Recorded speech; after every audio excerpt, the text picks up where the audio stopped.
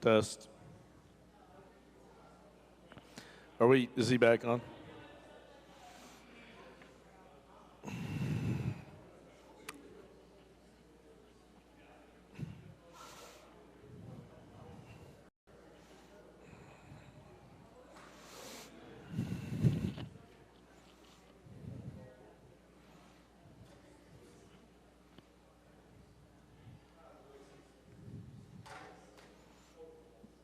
How's it looking?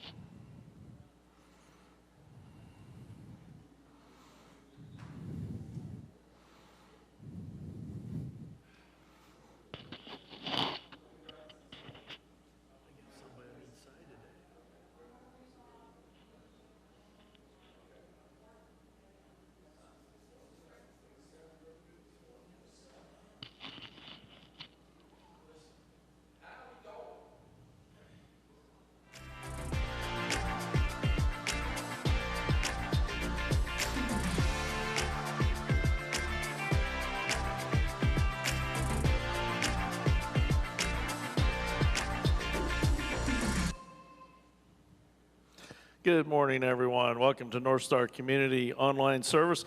So glad to have you either here in person or online, and looking forward to another great week. So last week was Easter, and so I spent some time leading up to Easter talking about Jesus and his parables, hoping that for us again in recovery to really understand and hear about God's love for us and the loving, merciful Jesus and how he came to this earth to save us and to make life way better because of his love for us. So we were talking about regret before that, which is a much more unpleasant subject, and we're going to go back to it because I guess I like to talk about unpleasant subjects or something like that. So I'm going to go back and kind of review regret for just a little bit so we can understand it a little more deeply. And I think it really helps us to see things a little differently. As we know, this 12 steps, step 4 is the one that we always talk about, kind of the tough step we have to do. And step 4 is, I made a searching and fearless moral inventory of ourselves. So that's the one a lot of people really struggle with. Well, so the idea of this is if we can understand regret a little more deeply and maybe partition it a bit, then we can maybe be more open to doing a searching and fearless moral inventory. Step 5 is we admitted to God, to ourselves, and to another human being the exact nature of our wrongs, which is so much fun. We were entirely ready to have God remove all these defects of character. Step 7 is we humbly asked God to remove our shortcomings. Step 8, we made a list of all persons we had harmed and became willing to make amends to them all. And step 9, made direct amends to such people wherever possible, except when to do so would injure them or others. So don't worry, I'm not going to ask you to go out there and make a bunch of amends right now. But what I do want is, so I'm making some assumptions here. One is if you're listening to me right now or if you're sitting here, you're in recovery of some sort. If you are in recovery of some sort, that means that you're dealing with lots of stuff. One of the premises I have that we have for people in recovery is that we definitely have a hard time being nice to ourselves. I would go so far as to say that for many of us in our addictive state, we loathe ourselves. And so the idea of this is we can't recover from all this stuff because of how painful it is to face our life without something, right? So you see you got my shirt on. This is from a long time ago, but it says God H3s, right? Well, our belief is with hurts, habits, and hang-ups is that everybody has something. Everybody has hurts. Everybody has hang-ups of some sort or some forms of habits that are a problem. And so instead of what we do pre-recovery is that we hide, we lie, we deny, we punish ourselves. We live in misery, all these things. And what we're saying is it's time to be honest and open with what's going on in our lives and move forward. And so I always, my favorite saying in recovery is we are as sick as our secrets. And I think this is so important for us. And I think helping us understand regret may help us to, move on. So I'm going to read Luke 7 to you. This is one of the moments in Jesus' life that is very moving. Certainly moves me every time I read this one. And so the Pharisee invited Jesus to his house not because he liked Jesus. He invited him there so he could try to get him in some way. So one of the Pharisees asked Jesus over for a meal. He went to the Pharisee's house and sat down at the dinner table. Just then a woman of the village, the town harlot, having learned that Jesus was a guest in the home of the Pharisee, came with a bottle of very expensive perfume and stood at his feet, weeping, raining tears on his feet, letting down her hair, which again, that would be a major not to do in that time period. Letting down her hair, she dried his feet, kissed them, and anointed them with perfume. When the Pharisee who had invited him saw this, he said to himself, "If this man was the prophet I thought he was, he would have known what kind of woman this is and who is falling all over him." So again, how we as church people get this nutty notion in our head that I guess we're better than others and we don't hang with people who are struggling, when it is the other way, when Jesus certainly showed us that is not the way. So Jesus said to him, "Simon, I have something to tell you." "Oh, tell me." Two men were in debt to a banker. One owed 500 silver pieces, the other 50. Neither of them could pay up, and so the banker canceled both debts. Which of the two would be more grateful? Simon answered, "I suppose the one who was forgiven the most." "That's right," said Jesus. Then turning to the woman, but speaking to Simon, he said, "Do you see this woman? I came to your home. You provided no water for my feet, but she rained tears on my feet and dried them with her hair. You gave me no greeting, but from the time I arrived, she hasn't quit kissing my feet. You provided nothing for freshening up, but she has soothed my feet with perfume." Impressive, isn't it? She was forgiven many, many sins, and so she is very, very grateful. If the forgiveness is minimal, the gratitude is minimal. Then he spoke to her, "I forgive your sins." Again, the good church people, seeing it in the right way, they said, "That set the dinner guest talking behind his back. Who does he think he is, forgiving sins?" How awful. He ignored them and said to the woman, "Your faith has saved you. Go in peace." So you might ask, why in the world would I use this scripture for discussion on regret? But think about this woman who had finally, at some level, hit her rock bottom. She had so much regret about her life and what she had done and how she had harmed others and been harmed, and she quit hiding. She said, "I'm sick of these secrets. I'm sick of living this way." And she went to Jesus in front of so many people who would have shamed her. I just always see this as an act of courage, but really as a major act of honesty. She faced her regrets. So let's understand regrets again. All of you have seen someone. I've seen someone this week who had the tattoo, "No regret" on them, or no regrets. And so we have to see, we all have regrets is what it amounts to, and we're going to have more of them, unfortunately. And regrets are another way of helping us to live our lives in the right way. That's why it's there. So regret is not dangerous. It's not abnormal. It's not a deviation from something. It's a healthy, universal way to listen to yourself, and it's part of being alive. I tell people, if you don't have any regrets in your life, you're not living your life. You must be sitting in your house doing nothing. But then that would be a regret, right? Because you're not doing anything. But, and the other thing is, see regret as a process as opposed to one thing, one-time concept. And I like what Daniel Pink in his book, The Power of Regret, says, regret makes us human, regret makes us better. So we talked about this some time ago, but it's hard to kind of grasp, and it takes a little bit to get this through our heads. But here's what we got to understand again, is we see memory as a DVD recording or whatever I guess we don't do DVDs anymore, but we see this like we record what happens and we put it over here, and then when we need that memory, we'll go back and it'll be accurate. When the fact is we're terribly inaccurate with our memories. Certainly parts of it are right. We don't have the right people. I've seen people in family reunions in my family where we argued who was actually in the memory, right? I mean, it's it's just memories aren't very accurate. And what we don't understand is that the research I like about memory is that our memories are actually very influenced by how we're feeling about ourselves in the moment.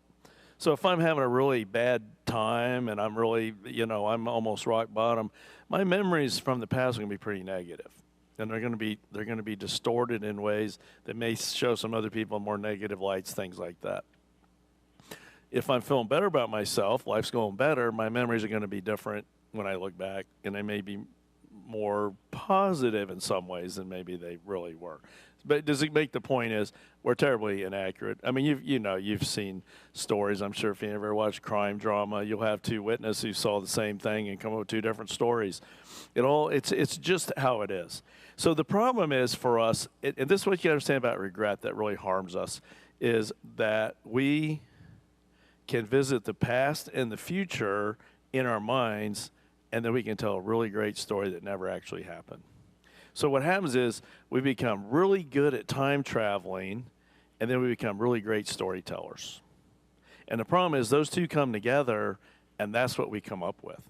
So again, I don't know about you, but I don't really like having regret. I don't like having to think about the regrets I have. I don't like to have to, remember the regrets. And so the benefit of regrets is that if I can acknowledge them, understand it, what it will do is help me to not do that again. That's the reason for regret. It's not designed for us to beat ourselves up. However, us in recovery, we're really good at beating ourselves up. We're really good at forgetting things positive about ourselves. We're really good about remembering all the dumb things we've done and the hurtful things we've done. And we're sort of good at remembering all the hurtful things done to us, but even that we manage to figure out a way to turn that into what we did wrong. So what I'm trying to tell you is we're not very accurate with our regrets. And if we can understand that, then maybe we can start seeing it differently. So again, we are fabulous time travelers, and we think about something that happened say I think about something bad that happened to me when I was 10 years old.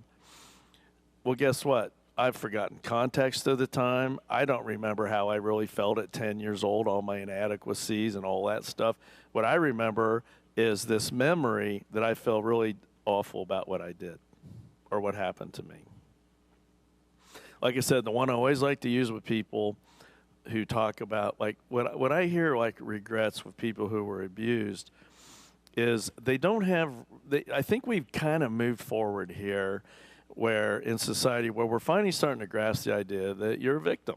You were a victim. It wasn't, you chose it. You were 9 years old. What could you do? But the regret I hear from those memories is that we didn't do more. We didn't tell someone. We didn't stand up to them better. We didn't fight them off. We didn't go get a gun and shoot them or whatever. We hold it. So that's the kind of regrets that aren't accurate. And we forget what it's like to be 9 years old. So I always like to say, think about, we always forget this. At 9 years old, I'm this tall. Adults are way taller than me. Just that by itself is huge. Many of us, what are we taught? Respect your elders, right? The Bible says you got to love your parents, right? All this stuff we do, we forget about all that. All we remember is how we failed. And that's how regret's not fair and very accurate. So what we tend to do is we tend to compare ourselves to others and all the things we should have done, shouldn't have done. And then the other thing is we tend to regret is we tend to blame. And we tend to blame ourselves for most of it. So if you want to feel like you're in company here, the good news is, or bad news, however you want to look at it, is 82% of people in America feel regret at least occasionally, right? So some people feel it more, some feel it less, but all of us have regret. Some of us have a lot more than others. So there's benefits to regret. So let me talk about these real quick, and I'm going to go through what kind of regrets there are. So there's 3 benefits to regret. Regret can improve decision-making, right? The second one is regret can improve performance. Like I always tell my athletes I coach, I go, losing is where you learn the most. That's where you get better. And regret can deepen meaning. If you think about that one, you can make, things good that happen can become much more powerful to you. That's why I think we worry about intentional gratitude in here a lot. It's kind of the same. We need to understand that. So Daniel Pink, in his book, Power of Regret, he identifies 4 types of regret. There's foundation regrets, boldness regrets, moral regrets, and connection regrets. So foundation regret, and it's important. So when I see someone with the no regrets on their tattooed on their arm again, I think they're talking about the boldness one. They're saying, you know what, I'm going to live my life. I'm not going to have regrets. I didn't try some things. I didn't go out there and go after stuff. That's one of the regrets, but there's others. So the first one is foundation regret. And this one is where we regret in our past we didn't plan ahead. We didn't work hard enough. We didn't follow through. We didn't invest money we should have. We shouldn't have kept changing jobs. We shouldn't have married that person. What was I thinking? What was I doing? Why can't I have been smarter about this? Blah, blah, blah. And so I suppose the fable that gets close to this is the ant and the grasshopper, right? Ant's out there working hard, carrying his leaves and his sticks and all of his stuff so he'll be okay in the winter. And the grasshoppers are there fiddling away, making fun of the ant. But he's having a great time. And, then, of course, then winter comes and he's starving to death. And the ant, of course, is doing well. And what we forget that story, I think, is the ant sounds like he's kind of miserable too while we're at it. Right? He doesn't like he was all that happy either.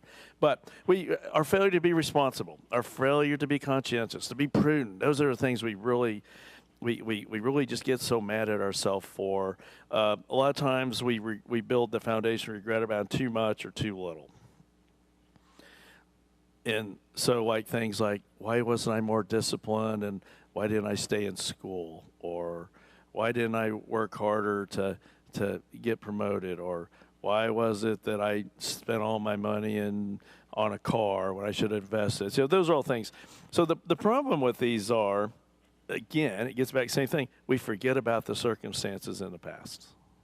We forget. So say someone says, well, I wished at 25 I would have invested more, would put stuff in savings. Well, at 25 you may have been kind of poor. May not have had money to put away. That's stuff we forget about. Yes. Did we go out and do a little too much of this and this? Yes, we probably did. And at 25, certainly I was no genius. But we forget, you know what? We were really struggling at 25. We were just barely, I remember my life at least, we were just getting by and hardly making anything. And I was in graduate school. And, yeah, I didn't have any money put away. Right? But that's what we forget. That's why if we don't look at regret in the right way, it just pounds on us and our hurts, habits, and hangups become way too strong. The other thing is that we tend, in the foundation regret, is that we tend to put way too much weight on our personal responsibility and not enough on what was going on around us. So we can, again, say, I was being lazy, I was being stupid, I was being frivolous, I was being impulsive. See how you're just blaming yourself? You're not talking about the things like, yeah, when I was young, I didn't have much money. Or, yeah, I was really struggling to know who I was, and I didn't know what I wanted to do. See, we forget all that stuff. So we just pound on ourselves. Right? And so the problem is, if we're not careful, we just compound on those regrets. That's what we do. As we're a little bit older or time has lapsed between that, we just sit there and continue to talk about how dumb we were, which is probably not fair. Now, some of us, yes, we were pretty dumb. For us that were in recovery and we were abusing substances or in our 23rd broken relationship by 25. I mean, those kind of things we were doing. But again, there's reasons for all that. We've talked about our PTSD, our CPTSD, our trauma, our abandonment, all those things. So if we can, that's the whole point of this, is for us to understand regret better so we quit beating ourselves up. We quit beating ourselves up, maybe we can recover faster and do it without so much pain and agony. So what someone was saying that, kind of the Chinese proverb of the best time to plant a tree is 20 years ago, that kind of sums up foundation regret. The fact is, I can't go back and plant a tree 20 years ago, right? But I can plant one now. So foundation regrets, they're tricky. So I hope you understand that. So boldness regrets, we kind of get that one. Oh, if I would have just taken the risk, if I would have just said no to that and yes to that, but you know what, if I would have taken that job, or if I would have just traveled when I was, all those kind of things, those are boldness regrets. And the other part of boldness regrets we have too is not speaking up. We didn't say no to something we should have, or I was too introverted and I didn't do anything and I didn't take chance on that, blah, blah, blah, blah, blah, right? So we have inaction regrets was part of the boldness regrets. Just think, if I would have just done this different, if I would have just, well, one of the examples he uses is a good one. This young guy, he was 21, I think, and he was on a train in Europe from America, and this girl sat down and they started talking. She was from Belgium, and they just hit it off, and they just thought it was a great thing for 2 hours, and then she got off the train and went her way, and he went his way, and he's beat himself up ever since because he didn't stay in touch with her, right? So he wished he'd been more bold. He wished he'd been those things. But he didn't. That's what happens. So we can be very concrete in this one. We can, like I think about what I unfortunately see in recovery on boldness is I didn't stand up to a abusive person when I was a child. I didn't tell them no. I had inaction. It was one of the things I always ask people. I said, when you're a child and your parents, married or unmarried, were fighting in very bad ways, did you run toward the anxiety and try to break them up and stop it, or did you run away from it and hide under your bed? And that tells you a lot about that person and how they deal with anxiety. But both of those have a lot of regret in it, right? Particularly the ones where they go hide. When there's nothing wrong with that, you're 8 years old. What are you going to do? Stand between two adults and stop them? That's not going to happen. You're just more likely to be injured. But you get the point. We forget all the context. We forget all the things going on. Maybe we forgot that the night before my drunken father took me and threw me up against the wall.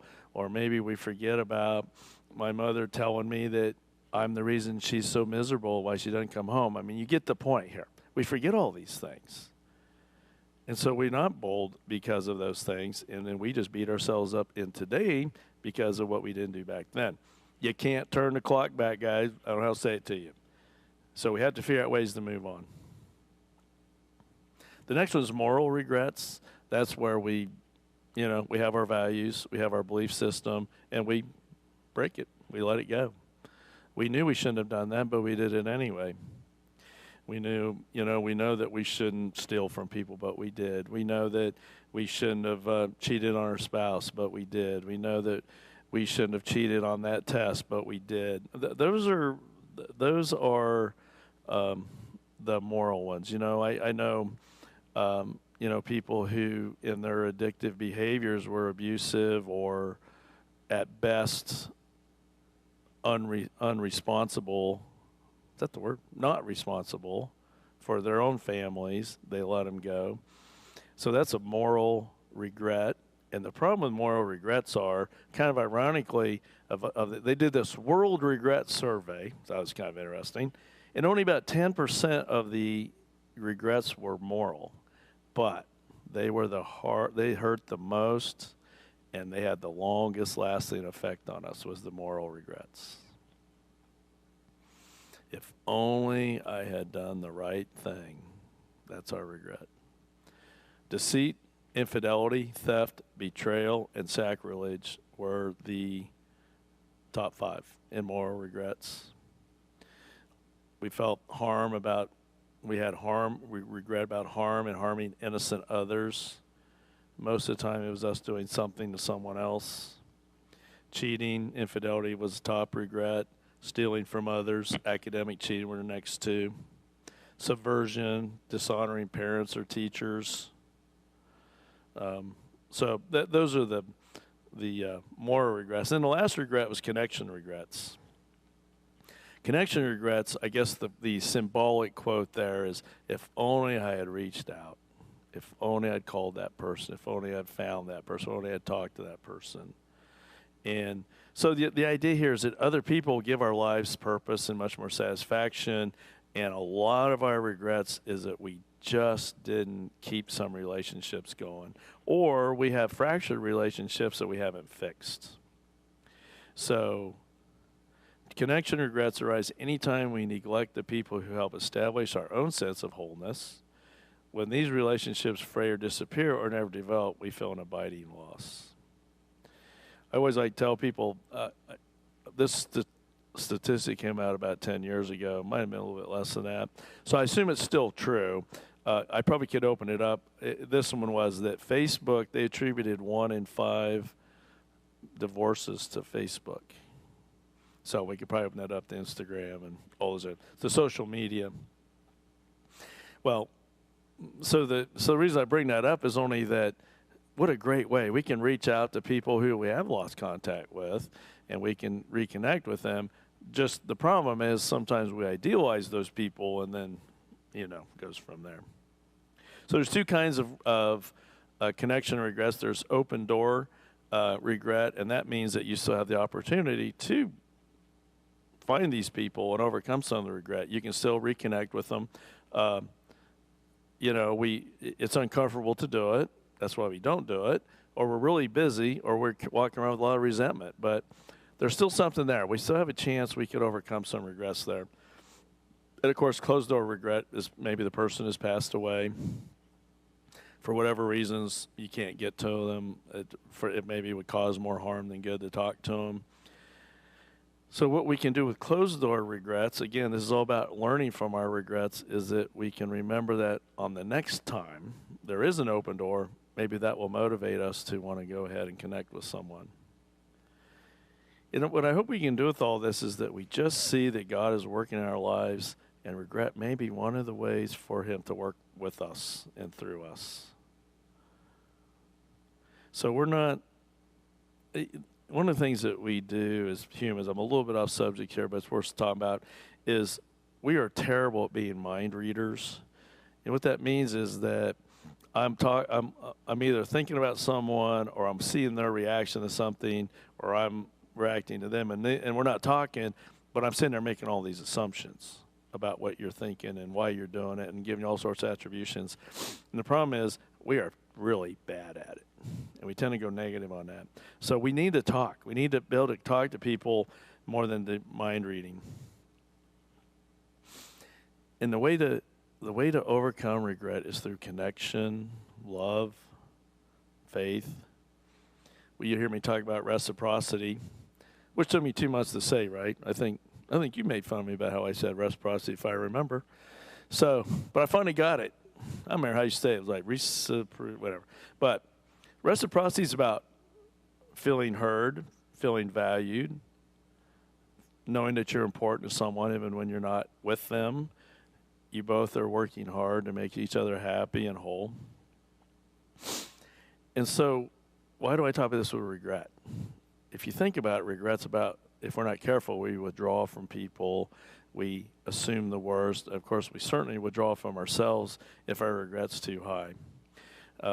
Robert Waldinger, a psychiatrist, did all this research, and he says, taking care of your body is important, but tending to your relationships is a form of self-care too. That, I think, is the revelation. If we live with too much regret, too much toxic shame, too much resentment, we're not going to have reciprocity. We're going to assume the worst.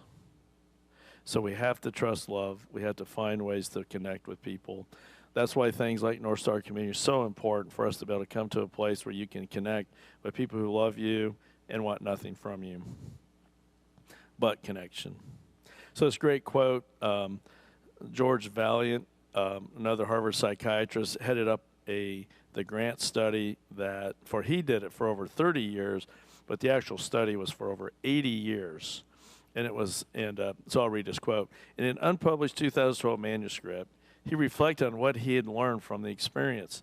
After 8 decades of looking at research, 30 years of hands-on, hundreds of subjects, thousands of interviews, and millions of data points, he said he could summarize the conclusion of the longest-running examination of human flourishing in 5 words.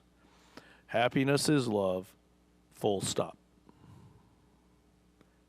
And you think about it, for us and all of our regrets, all of our trauma, all of the things that's happened to us or we've done to others, what we would give to have love and to be loved, to feel reciprocity, to feel valued and important, to not live with so much regret about what we've done in the past that isn't real, and to be able to move forward.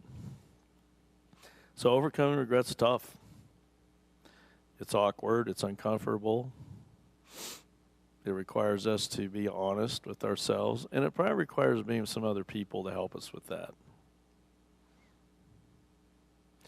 So I will close with, I hope that what we see here, I hope you understand the 4 types of regret so that you can see. I always think it's important to partition how we feel about things. Sometimes we take all of our bad feelings and we just put it all together, and there's not much we can do about it.